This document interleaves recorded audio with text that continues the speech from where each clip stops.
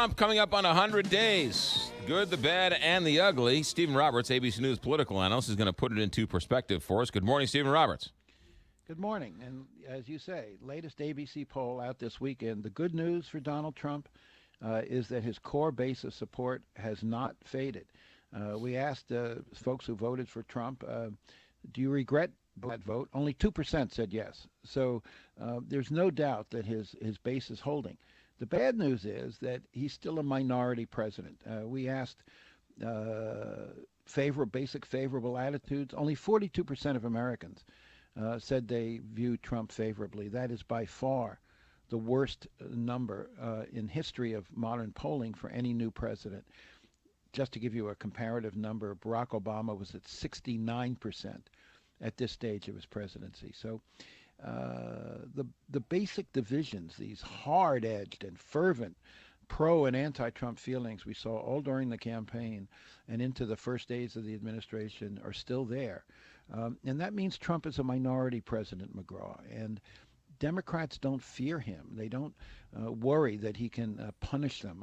I covered the New York Times the first days of the Reagan administration, and I was on Capitol Hill talking to Democratic leaders who said to me repeatedly, you know, we have to work with Ronald Reagan because he's too powerful, he's too popular. We can't stand up to him. I don't sense that there's anything like that respect or that fear of Donald Trump on the part of Democratic leaders, which is why they're very adamant in saying this week we are not going to pass any kind of a spending bill that includes money for his Mexican wall, because they don't think Donald Trump can punish them for that point of view. However, he can punish him if you're a Republican, because while 69% of Obama's support was very soft, whatever that 40 number is for Donald Trump, that's his base, and his base isn't going anywhere, and they'll hurt Republicans if they don't go in lockstep with Donald Trump. That's true. The base has not in any way diminished or shattered. But you also have to remember that a lot of the members of Congress are in safe Republican districts. Some of them do have this fear that they can be challenged from the right in a primary. This has happened. Eric Cantor, who was the number 2 man in the Republican leadership, got beaten from the right in a primary several years ago. People do worry about that. That's absolutely true, and there's a lot of money out there ready to be spent by conservative activists and PACs to bolster those kind of primary challenges. So yes, Republicans do have to worry, but on the other hand, if you look at the numbers, Republicans only have 52 votes in the Senate. That means on most issues, not all, but on most issues, they need at least 8 Democratic votes to pass anything like a budget. So you can't govern with just your base. This is one of the truisms of American politics, even if you're a popular president. And when you're an unpopular president, it's even more true.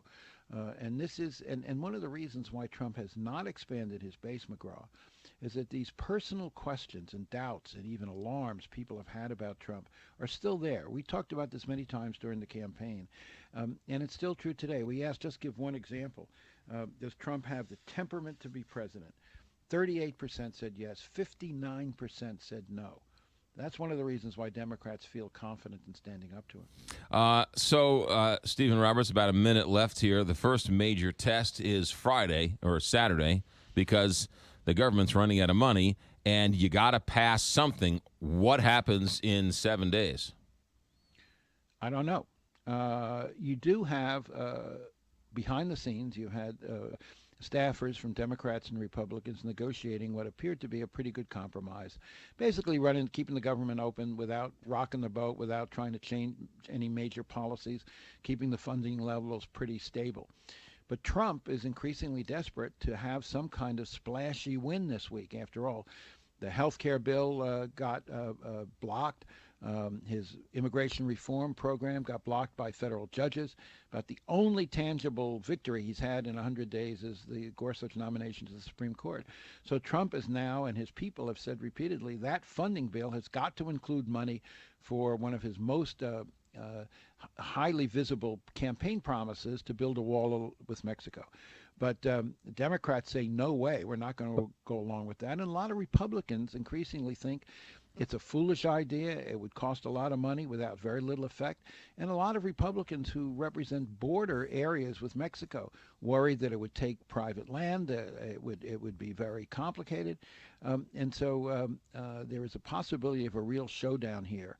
And who blinks first? The White House, which demands the wall money. Democrats would say no way. Don't know that yet. Stephen Roberts, ABC News. Thanks for checking in. Have a good week. Sure.